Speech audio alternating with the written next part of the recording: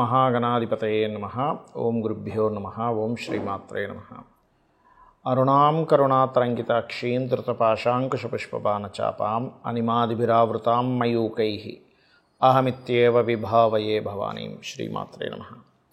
ప్రేక్షకులకి ఆ లలితాంబిక అమ్మవారి యొక్క అనుగ్రహం పరిపూర్ణంగా కలగాలని మనస్ఫూర్తిగా కోరుకుంటూ మనం ఈరోజు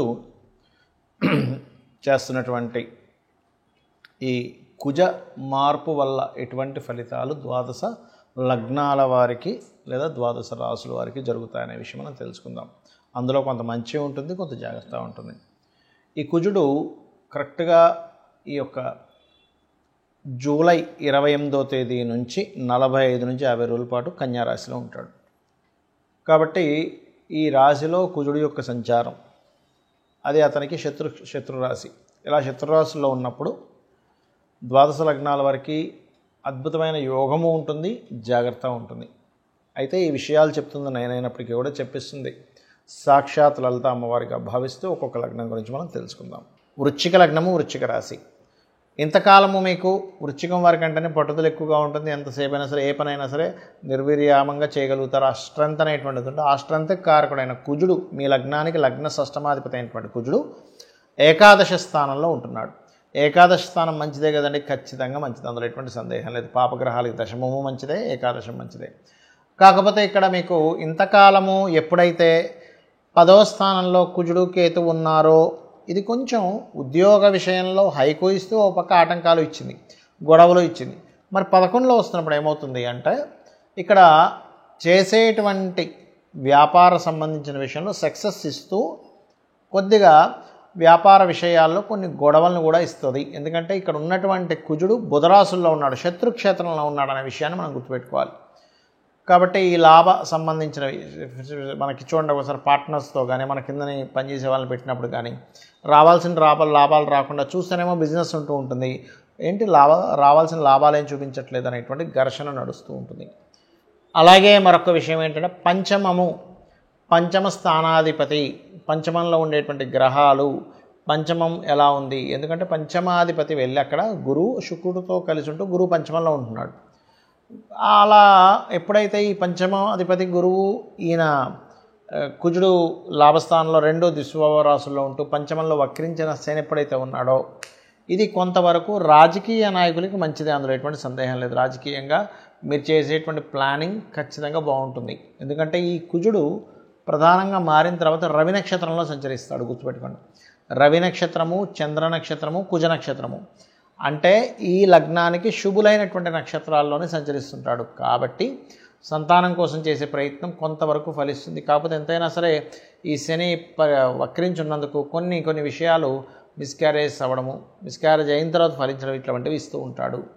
కాకపోతే కొంచెం కొన్ని విషయాల్లో నిర్ణయాలు తీసుకునేటప్పుడు కొద్దిగా స్ట్రెస్ అవుతారు, కానీ ఆ యొక్క నిర్ణయాలు మీకు భవిష్యత్తుకి చక్కగా పనికొస్తాయి కుజుడు వల్ల.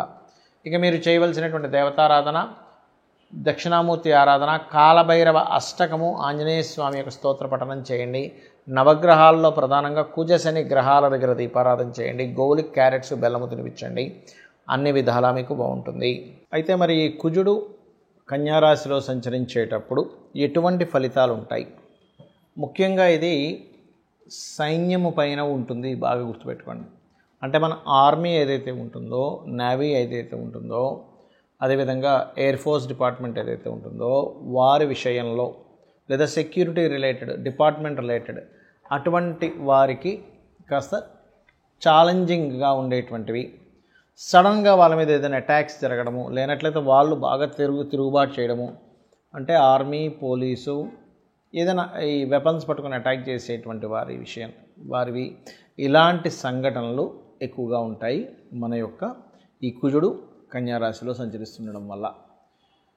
అలాగే భూములకు సంబంధించిన విషయంలో ల్యాండ్స్ చూసుకున్నట్లయితే భూముల యొక్క ధరలు పెరగడం ప్రారంభమవుతాయి కుజుడు కన్యారాశిలో ఉన్నప్పుడు. అయితే ఇక్కడ భూ సంబంధించిన విషయంలో కొన్ని వివాదాలు కూడా ఏర్పడతాయి. అందులో ముఖ్యంగా రాజకీయ నాయకుల యొక్క ఇన్వాల్వ్మెంట్ వల్ల కావచ్చు, లేనట్లయితే గతంలో ఏదైనా గవర్నమెంట్ ఇది అలాట్ చేసేసింది మళ్ళీ తీసుకుంటున్నారు ఏంటనేటువంటిది గవర్నమెంట్కి ప్రజలకి భూ సంబంధించినటువంటి విషయంలో. ఎందుకంటే ఇక్కడ కన్యారాశి కానివ్వండి, వృషభ రాశి కానివ్వండి, మకర రాశి కానివ్వండి, భూతత్వ రాశులు అంటారు.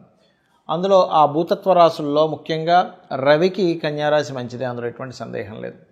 కాకపోతే ఎప్పుడైతే కుజుడితో కలుస్తాడో రవి, ఎందుకంటే మనకి ఇక్కడ ఎండింగ్లో కలుస్తాడండి, స్టార్టింగ్లో ఏం కలవడు. ఎందుకంటే మనకి జూలై 28వ తేదీ ఈయన కన్యారాశిలోకి వస్తే ఆయన వచ్చేసరికి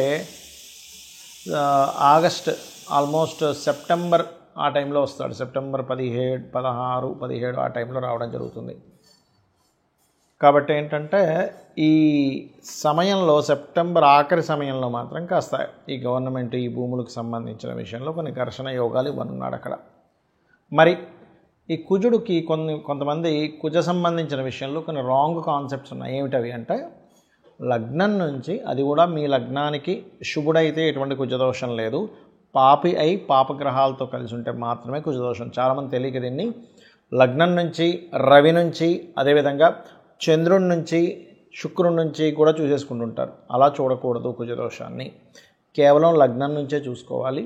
అది కూడా పాడైతేనే ఒక్కోసారి క్యాన్సిలేషన్స్ ఉంటాయి. అంటే కుజుడు శుక్రుడితో ఉన్నా, కుజుడు గురువుతో ఉన్నా, లేకపోతే కుజుడు ఉచ్చస్థితిలో ఉన్నా, కుజుడు ఉన్నటువంటి నక్షత్రాలు అనుకూలమైనటువంటి నక్షత్రాలైనా లేనట్లయితే కుజ దశ రాకపోయినా సరే దానికి ఇబ్బంది ఉండదు. అలాగే మరొక విషయం ఏంటంటే కుజుడు కొన్ని లగ్నాలకు మాత్రమే పాపి, కొన్ని లగ్నానికి శుభ్రవుతాడు. ఏ లగ్నాలకు శుభ్రవుతాడంటే మేషము, కర్కాటకము, సింహము, వృశ్చికము, ధనస్సు, మీన లగ్నాలకు శుభుడు. మిగతా 6 లగ్నాలు ఏవైతే ఉంటాయి, వృషభ, మిథున, కన్య, తుల, మకర, కుంభ లగ్నాలు పాపవుతాడు శని, కుజుడు. కాబట్టి ఈ పర్టికులర్ లగ్నాలకు మాత్రమే మీరు చూసుకోండి ఏ లగ్నాలకు శుభ్రవుతాడో, ఏ లగ్నానికి పాపవుతాడు. ఇందులో మరలా ప్రధానంగా కుజుడు ఎక్కడున్నా దోషం అనుకుంటారు, అలా కాదు. లగ్నంలో ఉన్నాడు, మంచివాడైతే మంచి స్ట్రాంగ్ బాడీ ఇస్తాడు, చెడ్డవాడైతే రక్తహీనత. 2వ స్థానంలో ఉన్నాడు కుజుడు. మంచివాడు అనుకోండి, మీ లగ్నానికి శుభుడు బాగున్నాడు అనుకోండి, భూమి మూలంగా ధనయోగాన్ని ఇస్తాడు. బాగోపోతే భూమి మూలంగానే ధనహీనత, కుటుంబ సభ్యుల్లో గొడవలు ఇస్తూ ఉంటాడు.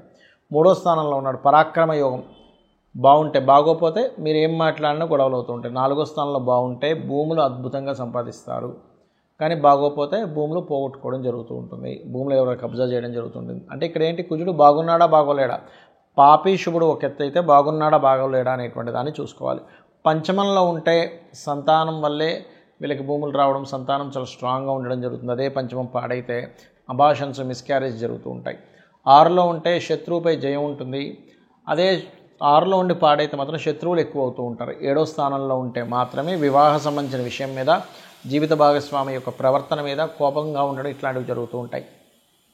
బాగుంటే మరలా వాళ్ళు వచ్చినప్పటి నుంచి వీళ్ళ భూములు కూడా పెరుగుతాయి. అష్టమంలో కనుక కుజుంటే అది పాడైతే యాక్సిడెంట్స్, పాడవకపోతే తాతగారు ఆస్తి రావడం జరుగుతుంది. 9వ స్థానంలో కనుక మీకు కుజుడు ఉన్నట్లయితే, ఇక్కడ 9వ స్థానం అనేటువంటి తండ్రి స్థానం కాబట్టి ఏదైనా అంటే తండ్రి ద్వారా బాగుంటే తండ్రి ద్వారా ధనము, తండ్రి యొక్క శక్తి మీరు పొందుతారు, అంటే తండ్రే మీకు సపోర్ట్ అవుతారు. లేనట్లయితే తండ్రితో గొడవలు ఉంటాయి. అదేవిధంగా లక్ష్మీ నరసింహస్వామి ఆరాధన ఇలాంటివి చేయడం వల్ల కూడా బాగుంటుంది 9లో కుజుడు ఉన్నప్పుడు. 10వ స్థానంలో కుజుంటే లీడర్ అవుతారు బాగుంటే కనుక, బాగోపోతే కనుక అదే కంపెనీలో అదే జాబ్లో వాళ్ళకి ఇబ్బందులు వస్తూ ఉంటాయి.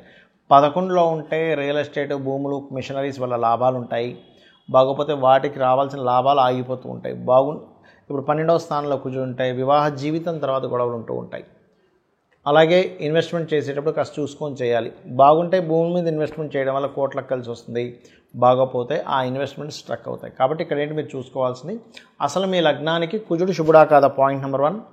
శుభుడైతే బాగున్నాడా లేదా, పాయింట్ నెంబర్ 2. పాప అయితే ఎలా ఉన్నాడు, ఇవి చూసుకుంటూ కుజదోషం పోవాలి మీకు అంటే కనుక ఆంజనేయ స్వామి ఆరాధన, సుబ్రహ్మణ్యేశ్వర స్వామి ఆరాధన, కుజగ్రహానికి జపం చేయడము, గోవు క్యారెట్స్ కానీ బీట్రూట్స్ కానీ తినిపించడము, కుజగ్రహంతో పాటు శని రాహు గ్రహాల దగ్గర కూడా దీపారాధన చేసినట్లయితే అన్ని విధాలా మీకు బాగుంటుంది.